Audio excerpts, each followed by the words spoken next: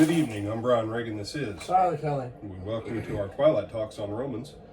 Today we're in Romans 10, 19 through 22, Tyler. But I say, did Israel not know? First Moses says, I will provoke you to jealousy by those who are not a nation. I will move you to anger by a foolish nation. But Isaiah is very bold and says, I was found by those who did not seek me. I was made manifest to those who did not ask for me. But to Israel he says, all day long I have stretched out my hands to a disobedient and contrary people. All right, and then if we read 11 and 12 out of chapter 11. I say then, have they stumbled and that they should fall? Certainly not. But through their fall, to provoke them to jealousy, salvation has come to the Gentiles. Now if their fall is riches for the world, and their failure is riches for the Gentiles, how much more their fullness? All right, so now we talk about what does the scripture actually teach about the salvation of the Israelite, the Jewish nation. Simple fact is, God had stretched out his hand for 1,500 years to them before Jesus Christ ever came on the scene. Now, the era of the church has been longer than the era of the Mosaic Law had been in effect. And for how much of those years? We could probably say about 200 out of 1,500 years that they didn't basically spit in God's face and turn their backs on him. I might even be inclined to go as high as like 500 years. Okay? Might. But they're the ones who kept rejecting him.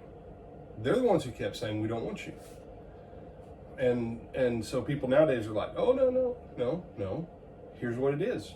Verse 11 and 12. Have they stumbled to fall? No, they didn't stumble to fall permanently. By their rejection of Christ, by their rejection of the Messiah, an influx of Gentiles has come in. What would it mean to the church, to the world? I mean, what would it mean if the Rothschild family obeyed the gospel and trillions of banking dollars and the structure and the hierarchy of, the world banking system was under Christian principles instead of Jewish principles? Man, that'd be pretty phenomenal.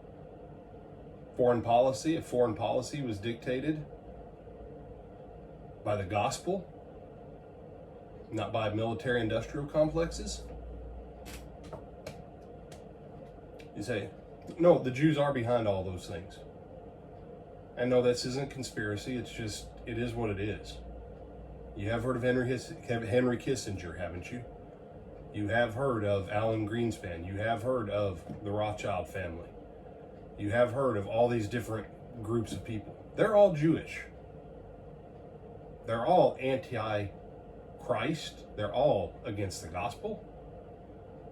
What would happen if the bulk of the Jewish nation would turn to Christ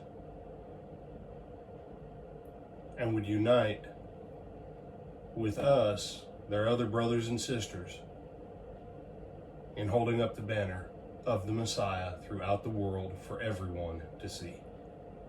That would be absolutely phenomenal. Do you have some other thoughts on this, my brother? No, sir. All right. With that, I'm Brian Reagan. This is Tyler Kelly. Bid you good evening.